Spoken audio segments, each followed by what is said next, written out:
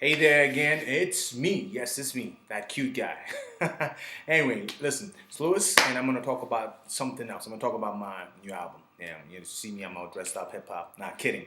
What I'm actually gonna talk about is something else. I'm gonna talk about the African or people of color diaspora. What does that mean? What it means is that, generally speaking, when most Africans or most people of color think about themselves, they think of themselves in a small community like this. So people in Baltimore think they're alone. People in New York think they're alone. People in Haiti think they're alone. People in Jamaica think they're alone. People in Kenya think they're alone. You tend to see a lot of nationalism amongst people of color. So you tend to see people that are proudly Zambian or proudly Namibian or proudly South African and proudly Kenyan or proudly Ethiopian, proudly Nigerian. That is all well and good, but it's got a dangerous side to it. The dangerous side to it is very simple. Look at Europe. They're trying to become one community. The British know about the Spanish and they know about the Germans, and the Germans know about the Spanish and the British. And they've expanded themselves to Eastern Europe or former Soviet bloc. They're growing their interconnectivity. While in Africa, we see there is, on a structural level, on a political level, on a legal level, an attempt to do that, but the will is not as hard driven as it is in Europe or America.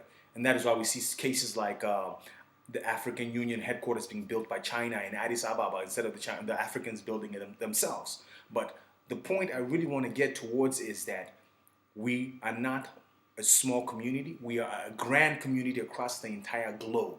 So I think people in Africa need to start looking at other opportunities within Africa itself. So Zambians should be looking at South Africa as an opportunity for them. They should also be looking at Namibia as an opportunity for them. But diaspora, I mean even further than that. They should be looking at Atlanta, Georgia as a huge opportunity. They should be looking at Mississippi, Tennessee, North Carolina, South Carolina. They should be looking at Virginia. They should be looking at New York. They should be looking at Canada. They should be looking at Britain. They should be looking at France. They should be looking at Tunisia. They should be looking at Italy. They should be looking at islands in the middle of the Pacific that got people of color on them. The point being that we need to stop looking at the world in a reactive manner. That is, we don't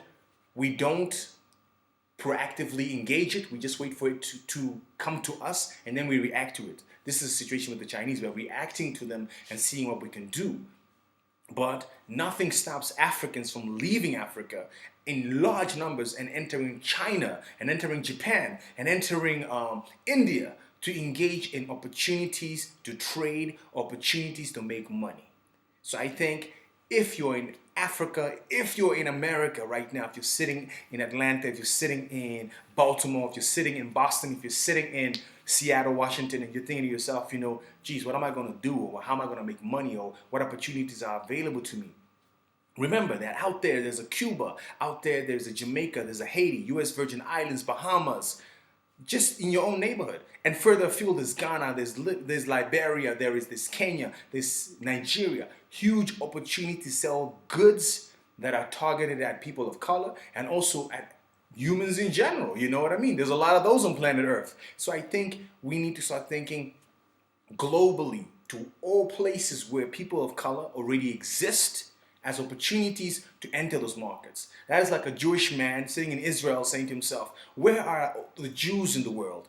As an opportunity for his Jewish business to tap into the needs that he already understands as a Jewish person, and thereby generating income for his company and generating employment for his employees. We need to do the same. We need to look at Haiti and say, listen, what can we as people in Namibia, what can we as people in Zambia, what can we as people in Kenya or Tanzania or Malawi do to tap into Haiti as a market opportunity, or to tap into Jamaica as a market opportunity, or to tap into Ethiopia as a market opportunity, or to tap into a large community that lives in France, lives in Paris or Lyon or wherever it is, or Marseille, that we can tap into to make money and to have trade going.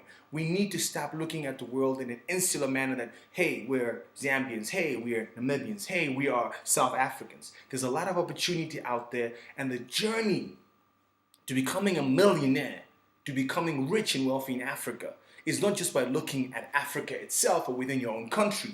It's by looking at the entire African diaspora. We've been influencing each other for a very long time. I mean, Bob Marley comes from the African diaspora. Martin Luther King Jr. comes from the diaspora. We need to start looking into that as a possibility for new intellectual connectivity, new political connectivities, new economic connectivities.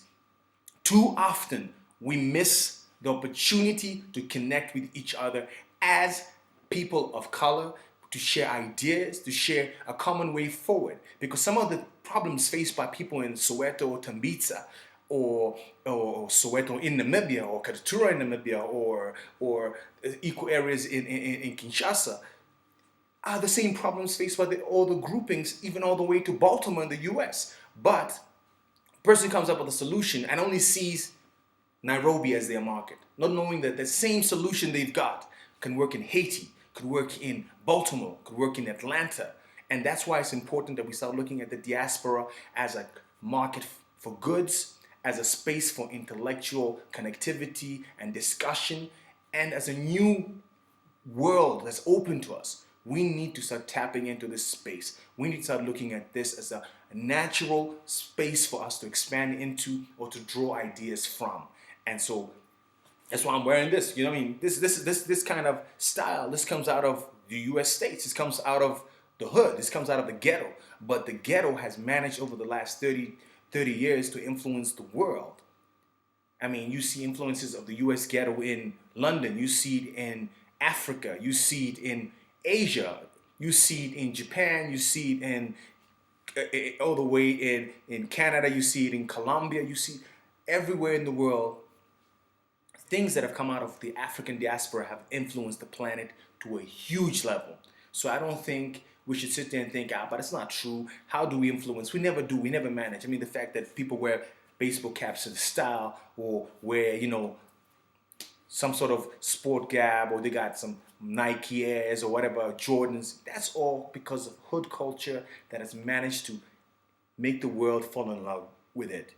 And that shows the opportunities available. The fact that Jay-Z, Beyonce, Rihanna can sell the millions of records and go to concerts and be sold out from Nigeria to New York is speaking directly to the grand opportunities available to us, and we need to go out there and tap into that opportunity. So this is my third talk on this topic of millionaire. So I'm just telling you right now, as an African, you could be a millionaire. You could be making money right now if you see the diaspora as a market, if you see all places where people of color exist as a natural outlet for your business, for your intellectual ideas and innovations. You need to go out there, you need to engage with it, and you need to stop limiting yourself to where you think you're from or you think you're supposed to be. You're supposed to be everywhere. That's where you're supposed to be. God made the world for man, and you're a man and you're a woman.